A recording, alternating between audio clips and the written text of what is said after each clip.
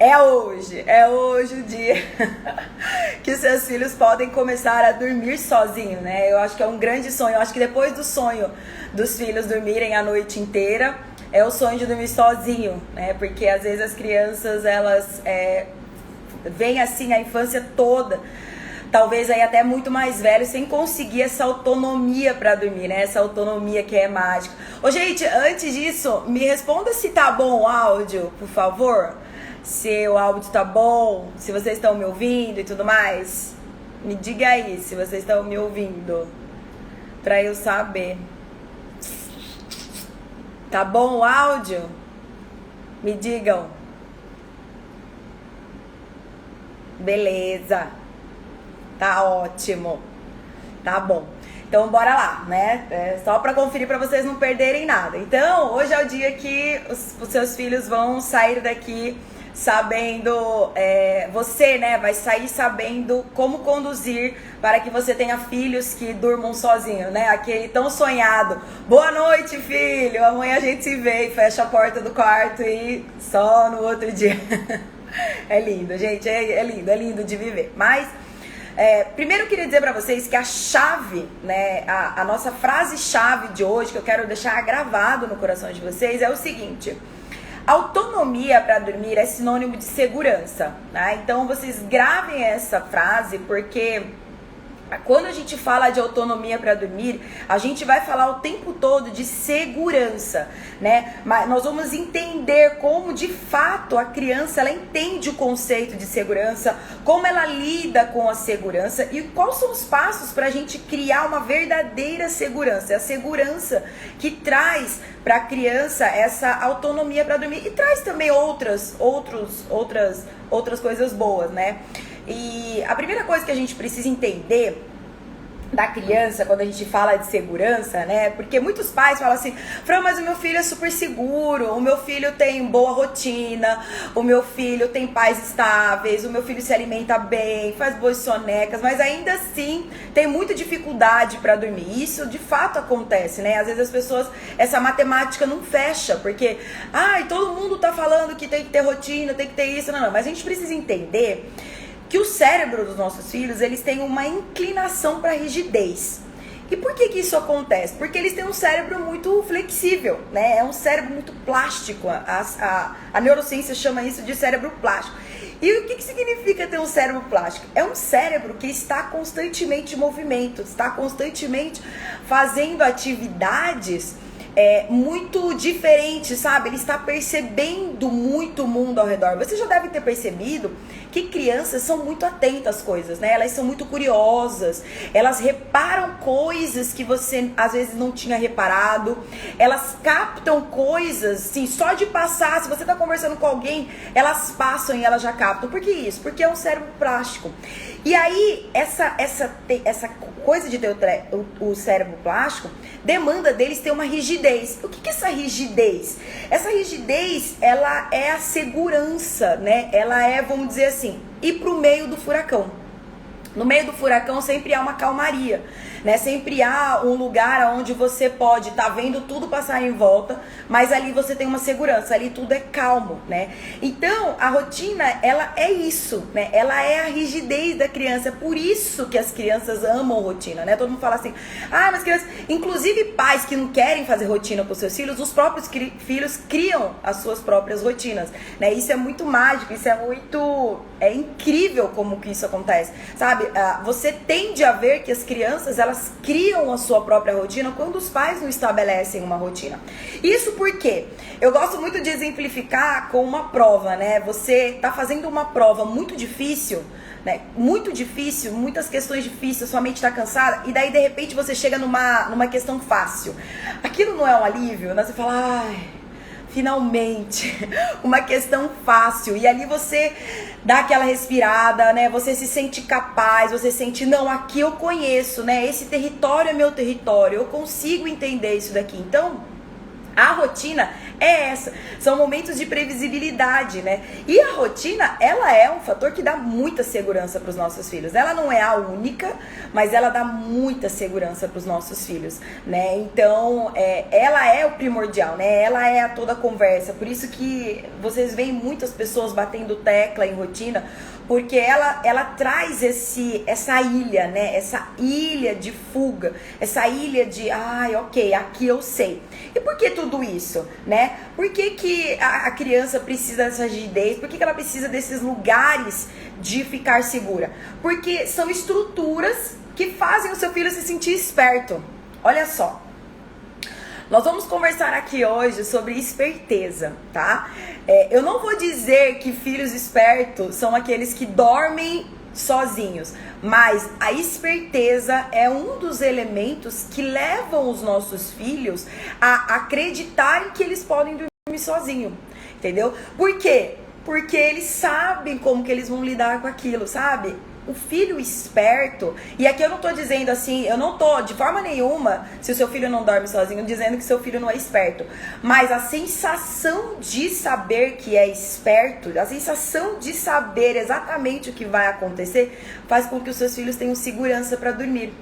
Isso é muito incrível, sabe? Muitas vezes a gente acredita que a segurança dos nossos filhos, né, como eu já falei, está na rotina, está em casa, mas não, a segurança está na capacidade que os nossos filhos têm de entender todo o universo ao redor e, de certa forma, dominar o universo. Ou seja, eu domino isso daqui, eu sei o que está acontecendo, sabe? Então, muita gente acredita que a autonomia do sono, ela pode ser conquistada com treinamento, né? Então, vou fazer um treinamento de sono pro meu filho, ou então em repetição de comportamento, vou todo dia fazer a mesma coisa, né, vou todo dia fazer a mesma coisa com o meu filho, ou ainda que o afeto, né, na hora de dormir, não, meu filho, se eu der muito amor pra ele na hora de dormir, ele vai conseguir dormir.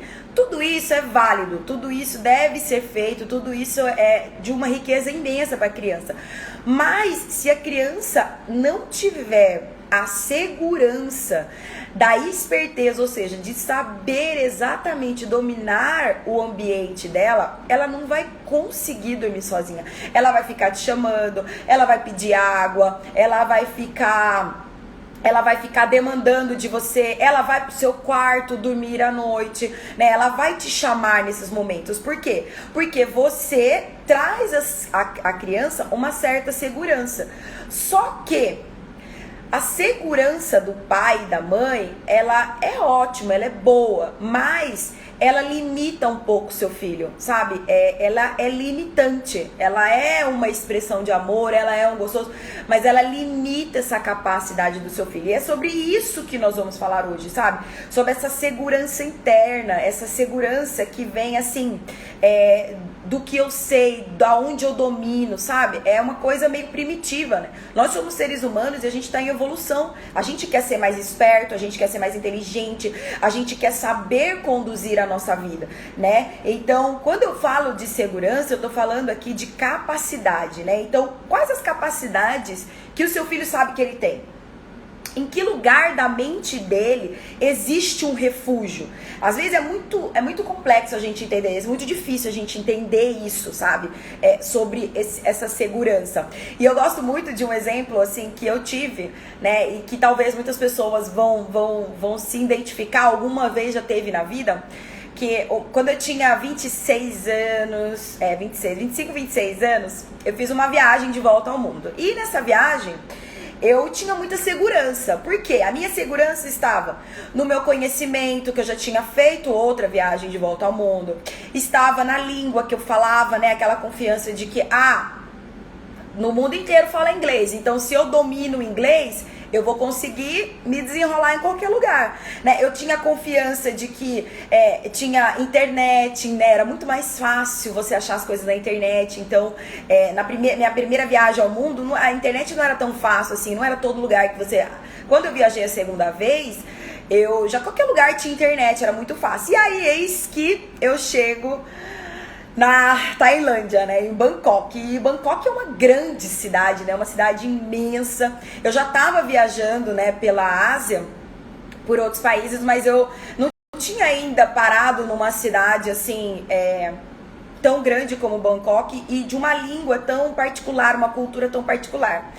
E eu fui parar lá e assim, eu, né, viajante, mochileira, ou seja, o meu hotel era mais barato e acabou que o meu hotel era num lugar afastado, sabe? Não era naquele miolo do turismo. Era num bairro um tanto quanto perigoso, né? E aí quando eu cheguei lá, todas essas informações foram vindo pra mim, sabe? Olha, você tá num lugar perigoso, você é mulher, cuidado, né? O próprio dono do hotel ficou com muito medo, ele deu o telefone dele particular dele pra mim, pra qualquer coisa que acontecesse, mas enfim, eu tinha muita segurança, né? Eu tinha assim a capacidade, não, eu tenho capacidade, né? Eu já fui em outros lugares que tinham outras línguas, eu já me virei de milhares de formas diferentes. E daí aconteceu, gente, que eu me perdi. Resumindo a história, eu me perdi. Eu peguei o trem pra voltar e aí eu desci na estação errada e aí de repente eu me vi num lugar que eu não sabia onde eu tava. Ninguém falava inglês, não tinha internet, assim, não tinha loja de internet, nada, eu não conseguia identificar a letra, assim, não tinha escrito, né, deveria ter a loja de internet, mas eu não conseguia achar, tipo, uma lan house, porque tava tudo em outra língua. E aí, de repente, eu falei, não, vou pegar um táxi e vou pro meu hotel. Eu tinha o endereço do hotel. E aí eu entrei no táxi, e aí, gente, eu entrei no táxi e dei o endereço. O cara começou a falar um monte de coisa comigo. O cara não falava inglês. Aí eu falei assim, não, o cara vai saber falar inglês, né? Táxi.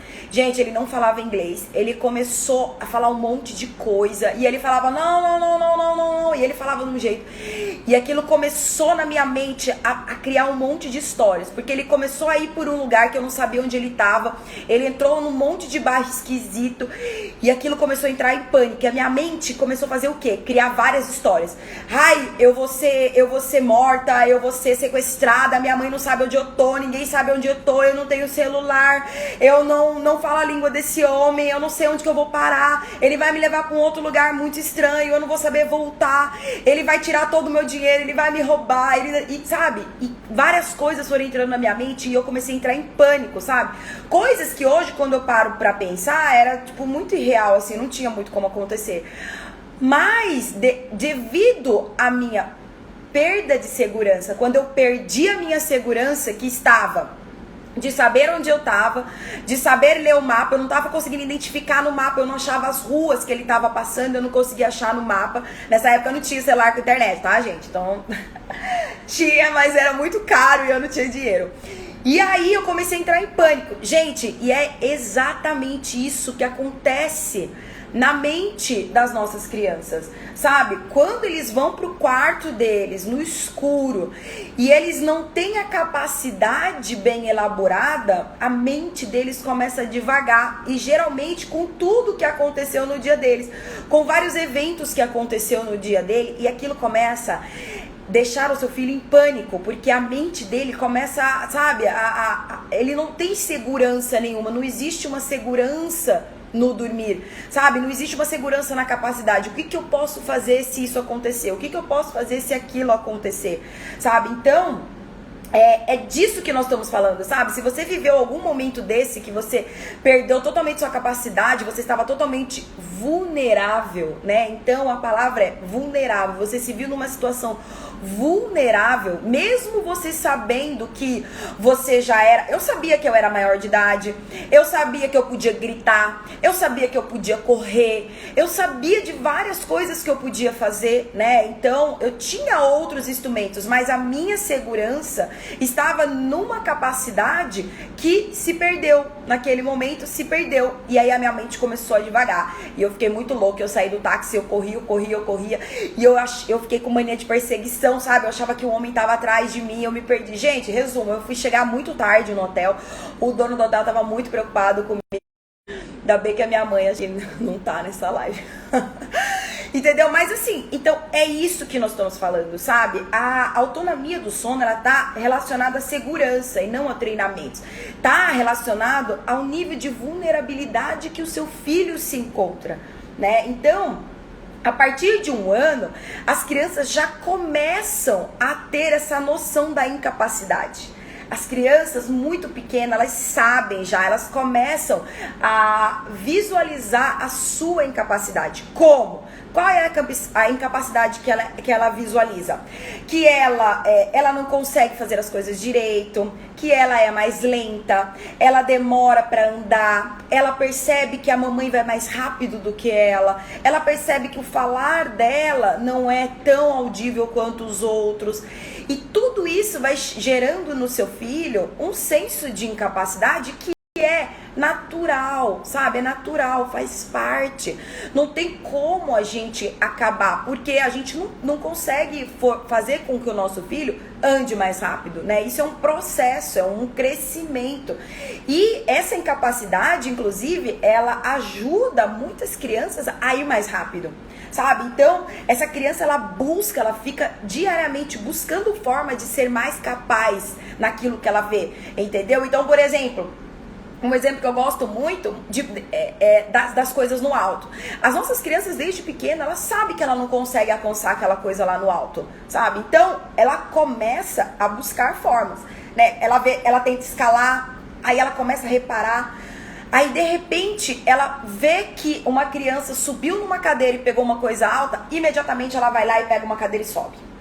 Ou se ela viu você pegando uma escada, uma cadeira, alguma coisa para subir, pegar uma coisa num lugar alto, ela associa aquilo e automaticamente ela passa a fazer aquilo.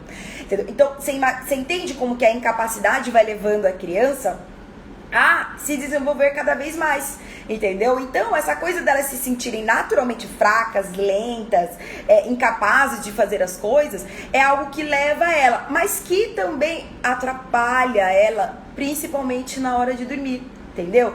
Então, o que eu quero dizer? O nosso papel, ele não é diminuir o que a criança, né, tá dizendo, que tá expressando. Não é dizer assim, ai, você é uma criança, tudo bem, você não conseguir isso, sabe? Não, o nosso papel não é esse. E nem também de exaltar demais, sabe? Não, filho, você consegue, você vai. E sendo que isso ainda não está dentro da capacidade da criança. Por quê?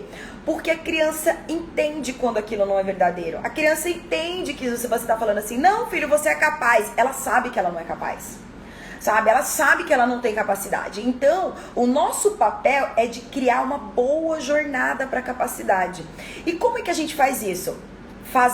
Traçando essa jornada, né? E uma boa jornada, ela precisa de um planejamento. É por isso que a gente precisa planejar muito isso, sabe? A gente precisa ter, assim, uma proatividade em mostrar para os nossos filhos a capacidade que eles têm e ir levando eles a alcançar essas capacidades, sabe? Então,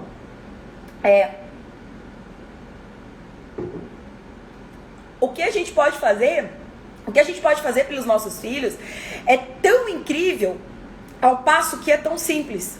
Então eu vejo que muitas vezes as pessoas não fazem as coisas simples, porque as pessoas estão preocupadas em treinar o meu filho, em só dizer a ele que ele é capaz, sabe, em repetir comportamento. Ah, não, toda noite eu levo meu filho, eu falo com ele, nananã. Isso é bom, mas a gente precisa criar nos nossos filhos um senso de capacidade, né? Ontem eu postei pra vocês uma mãe falando assim, um comentário de uma mãe com uma filha de 4 anos, e ela falando assim, eu só falei com ela, né, filha, tá tudo bem, não, você consegue, você vai dormir, ou seja, plantou nela um senso de capacidade. Eu tenho certeza, né, eu conheço ela, eu acompanho ela, não é só isso que ela faz, mas é isso também, a gente tá todo momento criando capacidades. Então, vamos falar aqui agora qual o passo a passo para você criar autonomia para o seu filho dormir, né, em todas as idades. Eu acho que talvez não bebê, mas a autonomia para o bebê dormir sozinho, nós vamos falar na aula sobre rotina do recém-nascido, tá? E daí eu vou trazer um pouquinho mais sobre essa autonomia. Mas quando a gente tá falando aí de bebês a partir dos 10, 11 meses, a gente já pode usar todas essas dicas, esse passo a passo que eu tô dando aqui pra vocês. Vocês já podem criar no seu bebê para que ele tenha autonomia para dormir. Então, quais são elas? Primeiro, nós vamos falar sobre as óbvias, tá? Então, essa aí eu acredito que quem é minha mãe, quem já me acompanha ou quem já, né, tá aí um tempo já estudando sobre isso, sabe que as crianças precisam disso. Mas a gente precisa enfatizar as óbvias, que são elas. Quais são as regras óbvias de autonomia do sono? Muita luz do sol e ar fresco, brincadeiras ao ar livre, alimentar os seus filhos de forma saudável. É muito importante porque o alimento, ele causa muitos problemas do sono, muito mesmo. Principalmente depois quando o seu filho começa a introdução alimentar e ele começa a comer. Os alimentos, eles causam bastantes desafios para a autonomia do sono, né? Então, se a criança come doce demais no final do dia, se toma suco demais, adocicado, se come muito carboidrato, comidas pesadas antes de dormir, tudo isso atrapalha o sono da criança. Então, você precisa garantir que seu filho tem uma alimentação saudável que vai conduzir o seu filho para essa jornada, né? Os alimentos que são amigos do triptofano, por exemplo, que é o que produz o sono, né? Que ajuda, ele faz parte da composição da melatonina. Então, tudo isso tem que estar pautado na rotina da sua vida, né? Boas sonecas, então, boas sonecas, o que significa boas sonecas? Que elas não sejam nem tão curtas, nem tão longas demais. Então, nós sabemos aí que crianças até por volta de 5, 6 anos precisam de soneca. Gente, eu vejo muito, sabe? Eu recebo muito direct, assim, muito direct de mãe. Ai, meu filho tá com 2 anos, 3 anos e não quer mais fazer soneca e tudo mais. Mas a questão não é de querer, sabe? É questão de precisar. Porque muitas vezes essa criança ainda precisa, né? E o passo a passo para que ela precisa é pauta talvez para uma longa aula, né? Por que as crianças, como saber se uma criança de 2, 3 anos, 4 anos ainda precisa da soneca? E mesmo que ela nunca tenha feito essa soneca, ela pode começar a fazer agora, né? Então, isso é muito importante, tem que estar atento a isso. Cuidado com seu filho ver na tela, né, gente? Isso é óbvio, eu acho que é chover no molhado. Nós estamos falando aqui de funções neurais do nosso filho, então é óbvio que se o seu filho vê muitos filminhos chocantes, se o seu filho vê muitas telas, isso vai atrapalhar o sono dele, sabe? Quando nossos filhos vão dormir, é uma janela no cérebro que se abre. Parece que, pelo fato dele estar perto da hora de, vamos dizer assim, dormir, né, passar por um processo muito longo de maturação de memória, criação de neurônios, ele abre uma janela. Então, tudo que o seu filho passou durante o dia, que foi muito chocante, vai fazer muita diferença na hora de dormir. Então, tudo que o seu filho viu na tela pode sim atrapalhar e atrapalha mesmo. Ai, Fran, mas o meu filho só assiste filminho bonitinho, o meu filho só assiste filminho fofinho, eu vejo todos os filmes e não tem nada de mal. Gente, nós temos que entender que a mente da criança, ela é assim um universo, sabe? Ela passa o dia inteiro trabalhando, sabe? Incessantemente, sem parar. E o que isso acarreta para os nossos filhos? Muitas vezes coisas que para nós parece ser bobagem, para eles fazem uma grande diferença. Uma grande diferença. Uma época que meu filho assistia televisão e a gente começou a perceber que estava atrapalhando o sono dele era a televisão, ele viu um filminho que chamava Vai Cachorro Vai. E aí, né, bonitinho esse filme, mas depois eu percebi que o meu filho começava a ter umas ideias, porque tem uma cachorrinha lá que ela é cheia de ideias mirabolantes, né? E aí ela tinha umas ideias assim, de subir na árvore, de construir não sei o quê. E aí meu filho começou a ter angústia na hora de dormir, porque ele tinha que construir, sabe? Ele falava, mãe, como que a gente vai passar de cima da nossa casa pra nossa árvore? Aí o meu filho, mas a gente não precisa passar de cima da nossa casa pra árvore. Mas aí eu fui ver que a cachorrinha fazia isso lá no desenho, entendeu? Ela criava formas de, tipo, pular de um lugar pro outro. Então, a gente tem que ter muito cuidado com as telas nos nossos filhos. Uma outra coisa que ninguém quase fala das telas é a questão da noradrenalina. Gente, noradrenalina é um hormônio que a falta dele e o excesso dele são, assim, muito prejudiciais E muito dos problemas do sono dos nossos bebês e a dificuldade deles de ter autonomia para dormir está ligada a esse hormônio. Por quê? A noradrenalina, ela é liberada quando nós ativamos o nosso corpo. Então, quando nós fazemos atividades físicas, lembra? Brincadeira ao ar livre? Correr, brincar, pular. Então, tudo isso libera noradrenalina no sangue, né? E a noradrenalina, ela é responsável por levar maior oxigenação para o cérebro das crianças. Ela é responsável por dar... pela vascularização do cérebro, ou seja, todos os pensamentos bons, o funcionamento bom do nosso corpo está ligado à noradrenalina. E a falta dela faz com que a gente tenha o quê? Tristeza em excesso, que a gente tenha muita processos, pensamentos ruins, pensamentos muito assustadores, entendeu? A noradrenalina está diretamente ligada com pensamentos ruins, sabe? Então, por exemplo, sabe quando o seu filho de noite, mamãe, tem um ladrão lá fora de casa, mamãe, tem um bicho aqui, tá diretamente ligado à falta de noradrenalina, sabe? O seu filho, às vezes, ele não tá pensando, não tem o hormônio responsável para fazer com que ele não tenha esse tipo de pensamento. Então, é muito importante estar ligado a esse hormônio, por quê? Ficar muito tempo na TV não vai ter noradrenalina. Baixa de noradrenalina, pensamentos negativos, pensamentos autodestrutivos, pensamentos ruins habitam. Da mesma forma, noradrenalina em excesso, ou seja, atividade demais, sono de menos, cria nos nossos filhos mania. Sabe criança que tem mania na hora de dormir? Muita mania enraizada, assim, que ela fica desesperada. Se não tiver aquela mania, você vê excesso de noradrenalina. Tá faltando soneca no dia, tá faltando descanso no dia dessa criança. Então, é preciso ficar muito atento a esse hormônio. A gente não tem tempo aqui de falar sobre ele, mas também ele daria uma aula pra vocês, tá? E por último, o efeito teletransporte, né, gente? Efeito teletransporte é de lei, né? Então, muito dos problemas de dormir dos nossos filhos está no fato de que eles dormem em um lugar e acordam no outro. E os nossos filhos acordam, gente. Nenhuma criança, nem adulto dorme a noite inteira. Todo mundo tem breves despertares. E a criança mais ainda, ela acorda muito. Então, se a sua criança dormiu no seu colo, mesmo que seja do lado da cama dela, e aí você, tipo, só rolou ela pra cama, ela vai acordar num outro lugar que ela não dormiu. E isso vai fazer com que ela tenha, né, muitos problemas pra voltar a dormir. Vai demandar de você, vai chamar você, vai ficar muito assustada, tá bom? Agora nós vamos para a parte prática da coisa, a parte legal, tá? A parte que todo mundo acho que espera, né? Fran, o que eu faço de fato para que o meu filho tenha autonomia para dormir? Então, esses passos que eu vou te passar, ele vai ajudar em muito, gente. É assim, boto minha mão no fogo, sabe? Porque a gente tá lidando, como eu disse, a gente tá lidando com uma cabeça, a gente tá lidando com um cérebro. E quando a gente trabalha a favor dele, ele trabalha a favor do seu filho.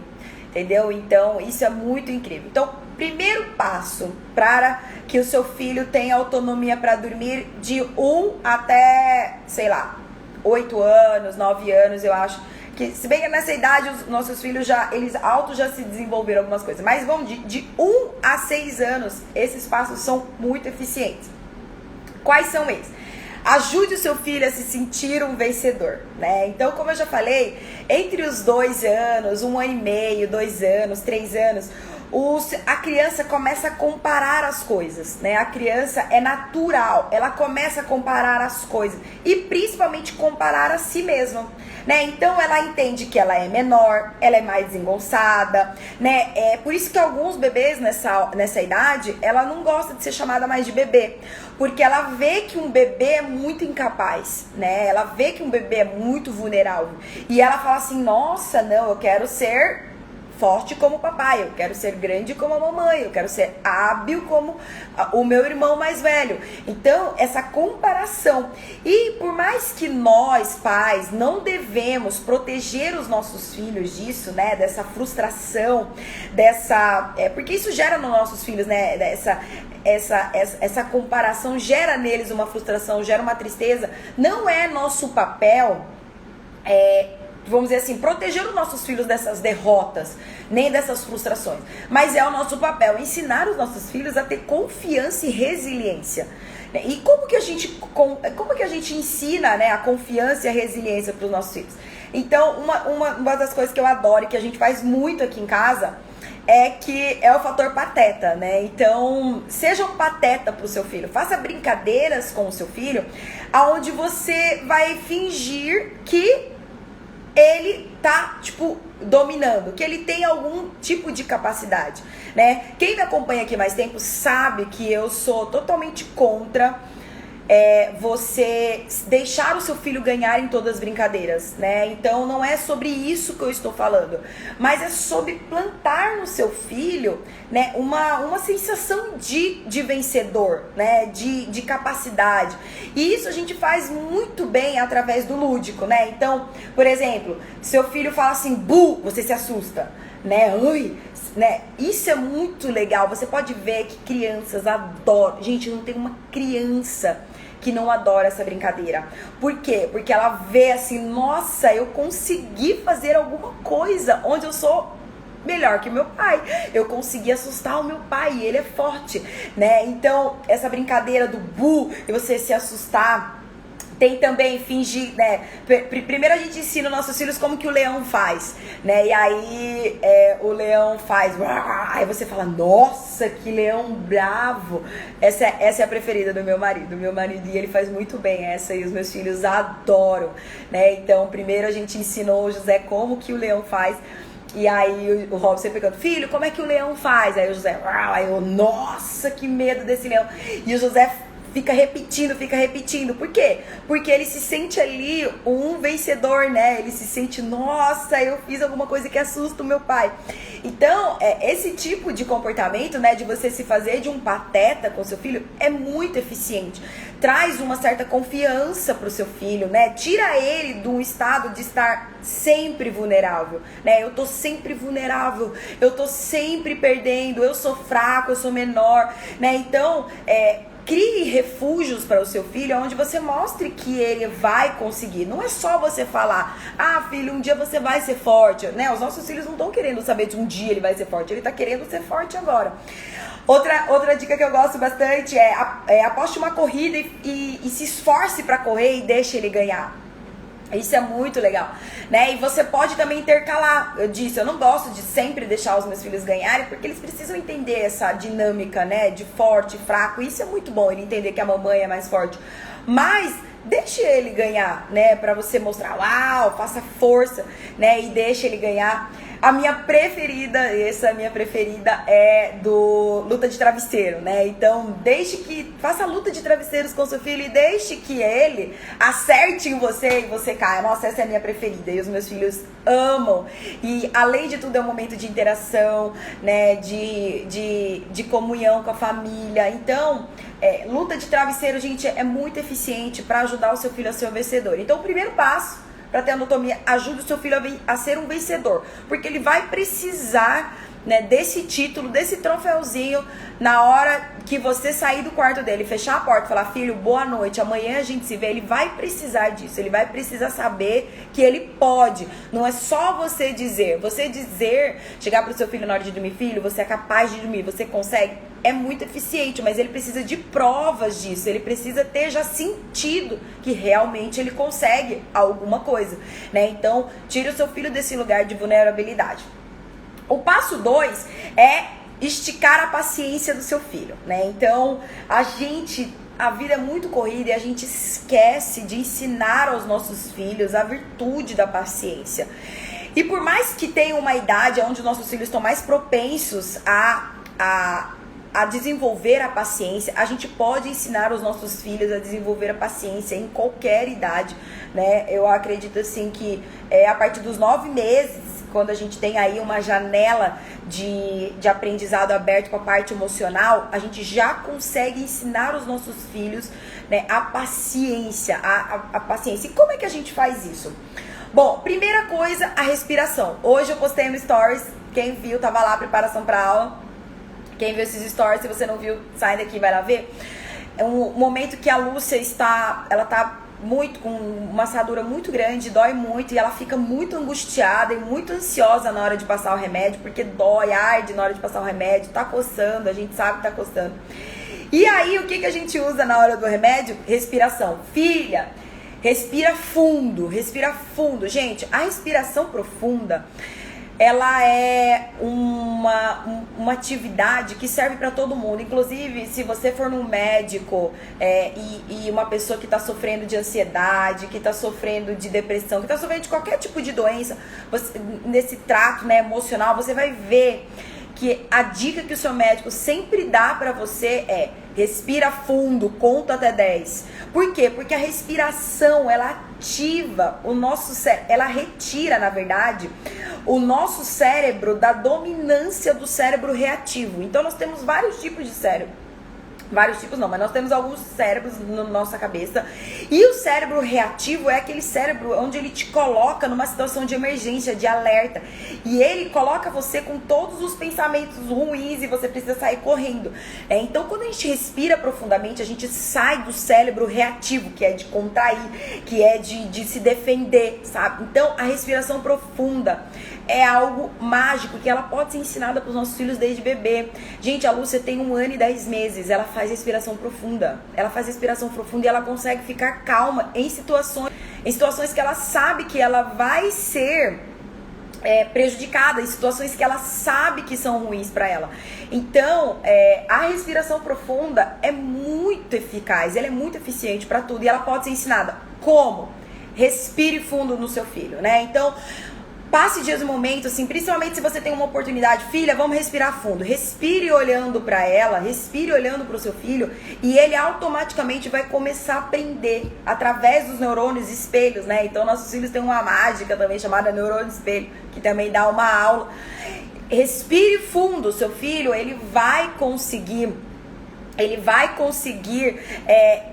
ficar calmo, ele vai aprender, o seu filho aprende. A Lúcia, ela respira fundo, eu acho que desde 1 ano, mais ou menos. Foi até minha mãe que ensinou pra ela a respirar fundo e foi muito mágico. E ela consegue relaxar e a gente consegue colocar o remédio nela e ela fica bem, né? Então, pratique com seu filho respiração profunda e isso vai ajudar muito os seus filhos no momento onde eles estão se sentindo vulneráveis, ok? Outra coisa é: transforme o seu filho num especialista na hora de dormir. Então, a gente tende a ignorar, sabe? Gente, os nossos filhos, nós temos um cérebro que não é tão receptivo a esporro. Nós não temos um cérebro receptivo a esporro, sabe? Quando a gente vai receber, assim, muito sermão, muita ordem, não sei o que, a gente tem, tipo, uns guardas, sabe, na frente que a gente bloqueia isso. E isso é pra criança e pra adulto. E você tem que achar um jeito de incutir no seu filho a ideia de que dormir é bom, de como ele consegue dormir, a capacidade dele através das portas laterais. E como que essas portas laterais acontecem? Conversando sobre o seu filho, né? Através de fofoca. Então, você, por exemplo, ao menor sinal, ao menor dia que o seu filho tiver um comportamento bom de sono, você converse com alguém, né, na frente, assim, ou no mesmo ambiente que ela tá, e fale sobre o seu filho. Fale: nossa, olha, a Lúcia, ela pegou a boneca dela, colocou a roupa, beijou e as duas dormiram rapidinho. Nossa, foi incrível o que a Lúcia fez. Isso o seu filho vai ouvindo e aquilo vai entrando na mente dele, sabe? Como uma forma de, tipo assim, uau, a minha mãe falou sobre mim, ela disse que eu sou capaz, sabe? Então, essas portas laterais a gente não pode deixar de utilizar, entendeu? Outra coisa, você pode também conversar com a boneca da sua filha, né? Então, os nossos filhos têm essa coisa lúdica muito forte. Então, converse com a boneca, fala assim: olha, a Lúcia dormiu rapidinho, você viu como que ela fez? Ela tomou a água, dormiu. Nossa, a Lúcia tá muito esforçada, ela tá se desempenhando bem nessa questão do sono. Então, você trazer para a criança essas entradas laterais, né? Esse senso dela, aquilo vai, sabe, vai culminando nela. Eu já peguei meu filho várias vezes conversando com os bonecos dele quando eu faço isso, e ele fala assim: o José sabe dormir sozinho. O José consegue, sabe? Ou então assim, outras coisas. O José consegue subir na árvore, sabia? O José consegue. Então ele mesmo fica, sabe? Elaborando aquele sentimento e aquilo vai dando pra ele um senso de capacidade muito grande. Então, isso assim, é primordial, sabe? Então, faça do seu filho um especialista no sono. Mesmo que o seu filho não seja, é óbvio, eu não tô falando aqui pra você mentir, gente, não é pra mentir. Mas alguma coisa boa o seu filho faz, entendeu? Então, um dia que ele ficou na cama, ele dormiu, não deixa perder essas oportunidades. Elas são ótimas oportunidades para que você demonstre que o seu filho é um especialista de sono, que ele pode, que ele é capaz, né?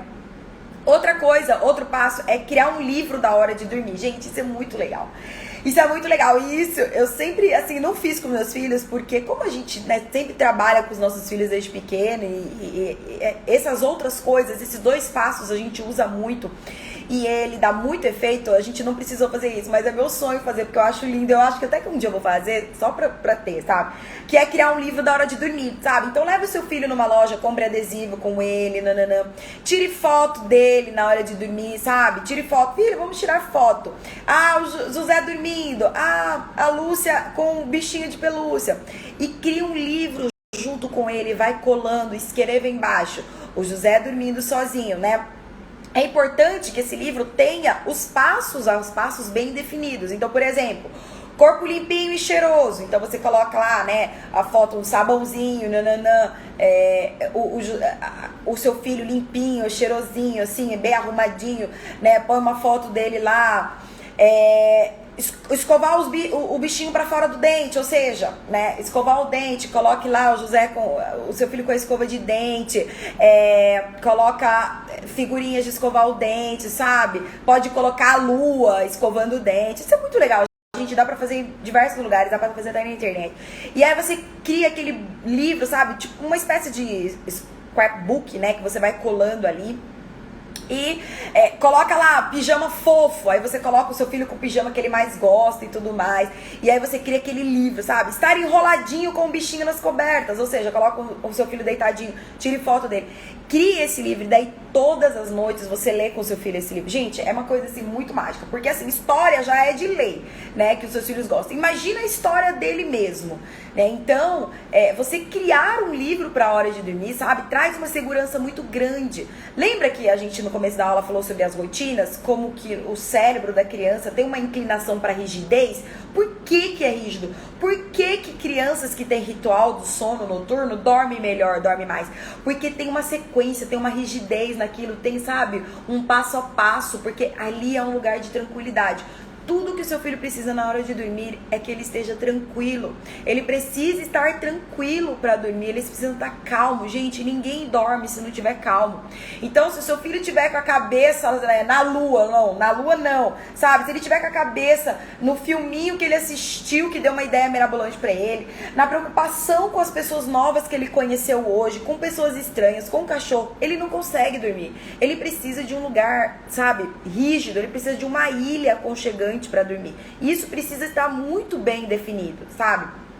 Outra coisa esteja calma. Já que a gente tá falando de calma, esteja calma, sabe? A calma da mãe acalma o filho, sabe? A calma da mãe é muito importante. Gente, a gente demora muito para perceber isso. É incrível.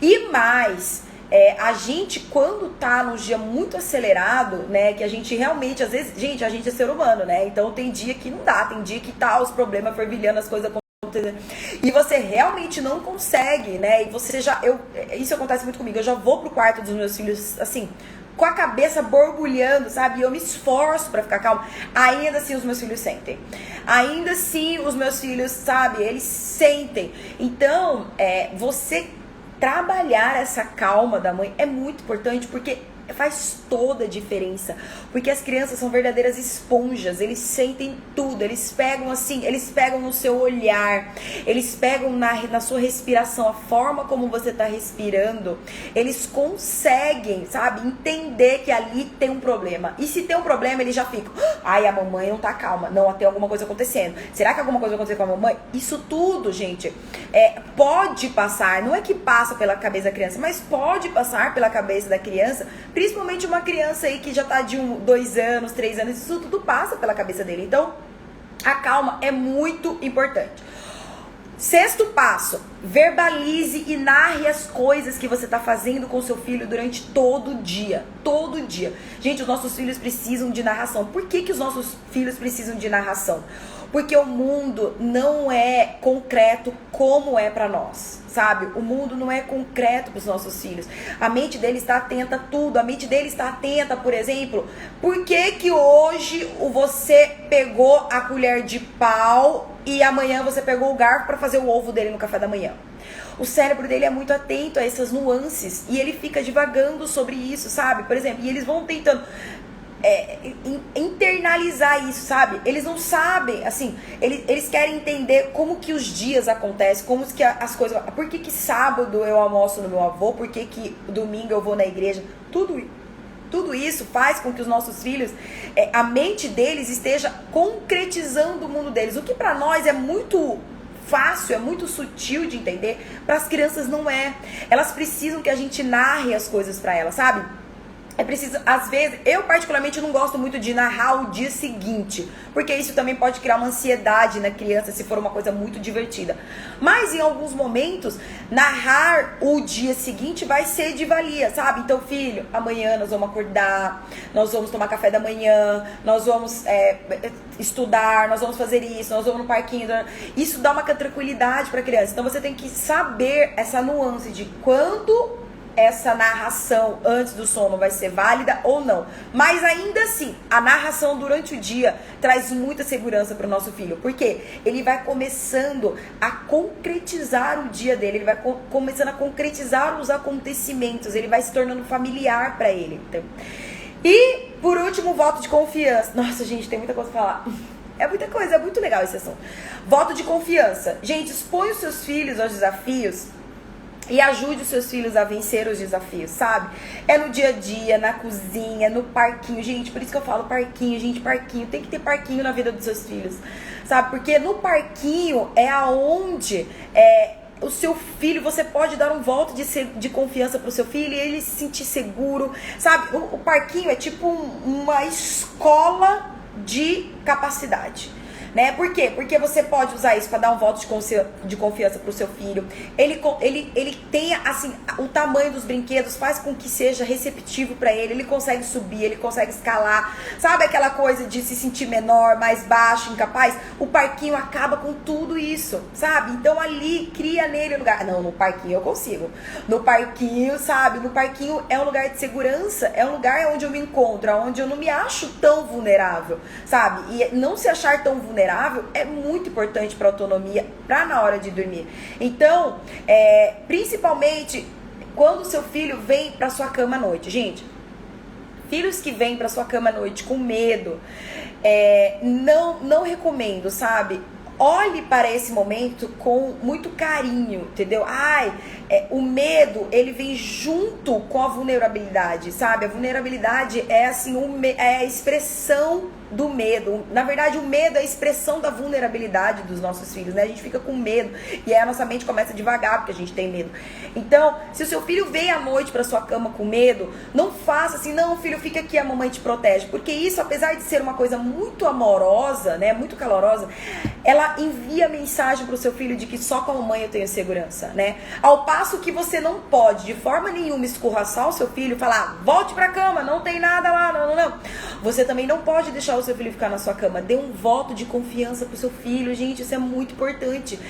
Leve o seu filho de volta pra cama com carinho. Vamos lá, filho, eu vou te ajudar a vencer o medo. Eu vou ver o que tem aqui, o que tá acontecendo, sabe? Eu vou te ajudar, sabe? Dar esse voto de confiança e ajudar. E tem instrumentos. Eu já vou dar um exemplo pra vocês sobre voto de confiança que é lindo.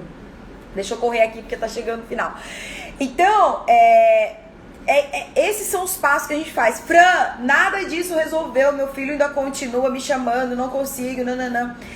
Nada resolve. Tem alguns passos, assim, que a gente começa, vamos dizer assim, ser mais, vamos dizer assim, mexer no ambiente, mexer na condição da criança, né? Vamos dizer assim, driblar mais enfaticamente o cérebro dela, que é o ruído branco. Então, se o seu filho nunca dormiu com ruído branco, Não interessa se ele tem 2, 3 anos, tá passando por muita dificuldade na hora de dormir. Introduz o ruído branco no quarto do seu filho. Pode começar com um som bem baixinho e vai aumentando até chegar num volume menor. Por que que o ruído branco é importante? Gente, a mente dos nossos filhos, imagina, vai pra cama e aí tá tudo em silêncio. Qualquer barulho que ele escutar, que ele não reconheça, vai trazer um medo pra ele. Então o ruído branco ajuda a abafar esses sons, tá bom? Então o ruído branco é válido até pra quem nunca usou. Pra crianças maiores, pra crianças de 1 ano, 2 anos, 3 anos, 5 anos. O ruído branco surte muito efeito, sabe?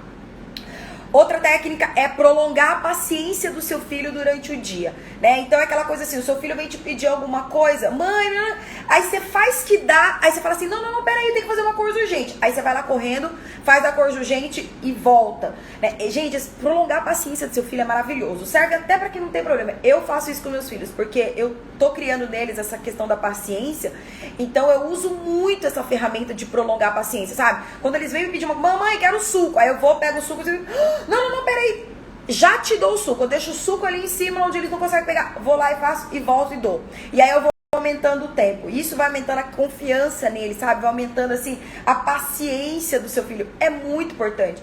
Mesmo que seu filho chorar, né, se você vai logo dar e ele chorar, você fala assim, não, abaixa e fala assim, ó, mamãe, abaixa e fala com ele, mamãe vai ali, já volta e aí você, sabe, e vai lá rapidinho, faça e volte, mesmo que ele chore. Isso ao longo do tempo vai aumentando a confiança. Gente, peraí que desconectou aqui.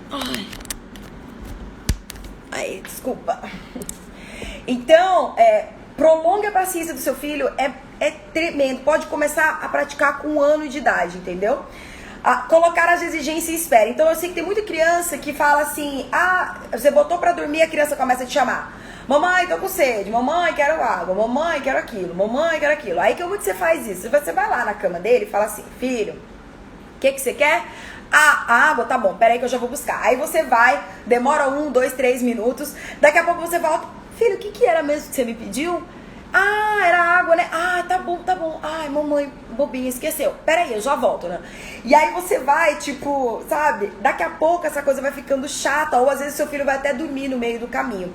Então, prolongar essa resistência, sabe? Prolongar essa espera é muito legal. Por último, deixa eu ver se dá tempo ainda. Vou falar rapidinho. Gente, os pesadelos, né?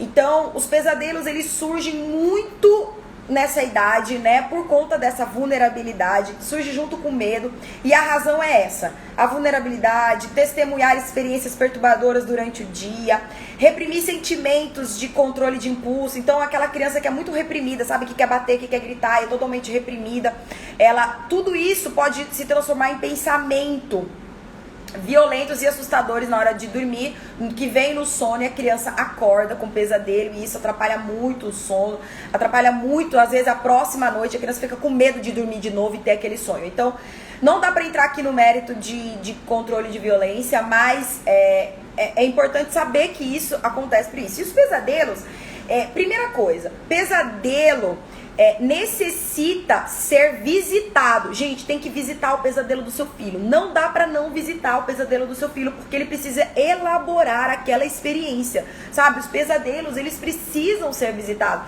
Eu tenho uma experiência muito boa. Meu filho José, um tempo atrás, teve um pesadelo onde o pesadelo dele é que ele acordou e encontrou o pai dele caído, machucado na escada, e o José não conseguia salvar o pai dele, e ele começou a chorar, e ele acordou chorando, e foi bastante tempo pra gente acalmar ele.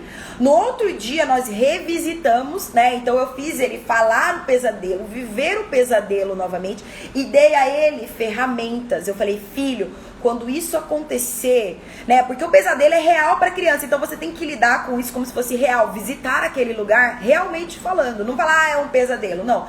Filho, quando isso acontecer, você vai chamar a mamãe, ou você vai fazer isso, você vai pegar o celular, vai dar pro papai, ou você vai chamar alguém, vai chamar o vovô, você, entendeu? Então, dá ferramentas pro seu filho, para que quando os pesadelos voltem, eles tenham um lugar, sabe? Eles saibam lidar com aquilo. E isso, gente, tudo isso vai criando nos nossos filhos um sentimento de quê? De descoberta, sabe? Semana passada eu tive uma experiência com o José, ele me chamou E ele tava, a porta do quarto dele tava balançando. Devia ter um canal de vento aqui em casa. E a porta dele tava balançando, sabe? E aí ele falou, mamãe, tem um ladrão, mamãe, tem alguma coisa acontecendo. E aí eu fiquei com ele lá no quarto, filho, a porta tá balançando. Aí eu fui lá, e quando eu cheguei a porta não tava balançando. Aí eu falei, é assim que a porta tá fazendo? Ele falou, é, mamãe, tem alguém aqui, tem um ladrão aqui. Daí eu falei, não, filho, não tem ladrão.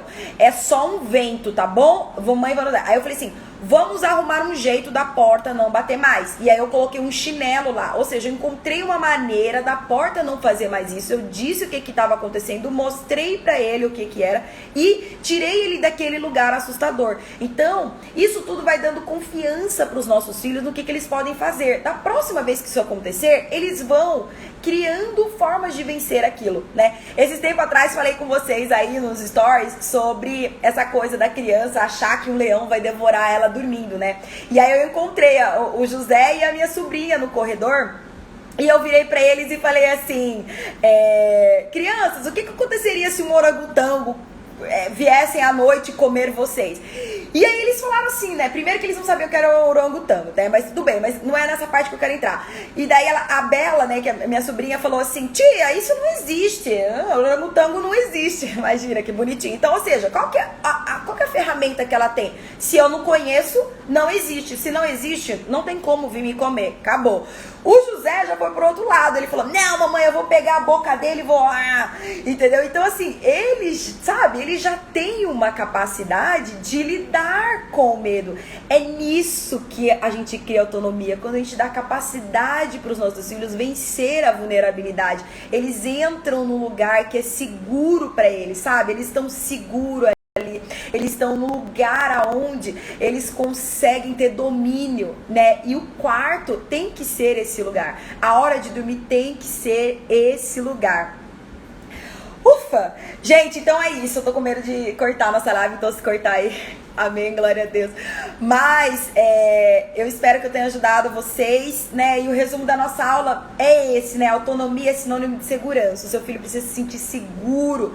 Ele precisa saber que ele tem capacidade de vencer os medos dele, né? Aqui em casa, a gente usa as nossas armas. Quais são as nossas armas? A gente fala, filho, se você acordar com medo, ore pra Jesus. Se você tá com medo na hora de dormir, ore, faça uma oração, cante, né? Então é muito comum a gente ver o José cantando, é muito comum a gente ver o José orando, é muito comum a gente ver o José conversando com os bichos, porque a gente já deu essa autonomia pra ele. A gente falou assim, filho, quando você tiver com medo, às vezes a gente precisa falar. E aí, se a mamãe não estiver aqui, você fala com seus bichos. Os seus bichos estão te escutando, né? Porque quando a criança fala, ela elabora o que ela tá vivendo, né? Ela consegue pensar. Aliás, isso é pra qualquer pessoa, né? Até mesmo pra nós adultos. Quando a gente para, respira, né? E a gente fala, a gente consegue clarear os nossos pensamentos. Então, dar aos nossos filhos autonomia para dormir é dar a eles a segurança de saber o que eles podem fazer. É de diminuir um pouco a vulnerabilidade que eles sabem que eles têm. O seu filho sabe quão ele é vulnerável. Ele sabe que ele é vulnerável, né? Então, a gente cria autonomia para os nossos filhos ali. Gente, não tem. Pode vir aqui depois me cobrar. Se você criar, né, com o seu filho, ensinar ele a ter a paciência, ensinar a ele a ter ferramentas para a hora de dormir, criar para ele uma ilha, né, uma ilha de segurança para dormir, você pode tranquilamente sair do quarto dele, boa noite filho, amanhã a gente se vê, e o seu filho vai dormir sozinho, ele vai dormir, sabe? Se o seu filho tem uma boa rotina, se ele dorme bem, se ele se alimenta bem, se ele tem assim a percepção de vulnerabilidade, ele sabe trabalhar a própria vulnerabilidade, batata. O seu filho consegue dormir sozinho em qualquer idade, né? Então, é isso, sabe? Autonomia não é algo que você ensina, mas é algo que você planta no seu filho. Comece a plantar hoje a autonomia no seu filho, sabe? Talvez agora o seu filho já esteja dormindo, mas comece amanhã a plantar a autonomia no seu filho, comece a narrar a vida pra ele, comece a expor ele a sentimentos de paciência, comece a encorajar ele, faça dele um vencedor, né? Faça dele um especialista do sono. São coisas simples, gente, mas que fazem muita diferença. Por quê? Porque a autonomia do sono tá ligada à segurança. Se o seu filho tem segurança, ele fala assim, não, sabe a minha segurança na minha viagem? A minha segurança era a língua, eu tinha uma segurança. E eu viajei o mundo inteiro, e acho que esse foi o único episódio. Eu fui pra todo lugar do mundo, sozinha, com a mochila nas costas. Por quê? Porque eu tinha uma segurança. Então, o seu filho precisa ter uma segurança. Aonde ele vai encontrar essa segurança é nele mesmo. Só que você precisa ferramentar ele, precisa ter ferramenta, sabe? Ele precisa achar que ele é forte bastante para abrir a boca do orangotango e falar: "Não, orangotango, você não vai me comer", sabe? Então, é muito importante isso. Espero que eu tenha ajudado vocês. Eu quero ver muitas crianças aí com autonomia para dormir, né? Quero ver muitas mães confiantes também que seus filhos podem dormir. Muitas mães calmas que esse processo acontece. E muitas mães plantando isso nos seus filhos. Nosso filho ter boas noites de sono, né? Noites que vão fazer com que essa autonomia, ela seja cada vez mais melhorada, né? Porque crianças que dormem bem, elas também conseguem elaborar melhor o seu mundo. Elas conseguem desenhar melhor o mundo que elas vivem e conseguem ser menos vulnerável ou ser corajoso na própria vulnerabilidade, tá bom? Um beijo grande.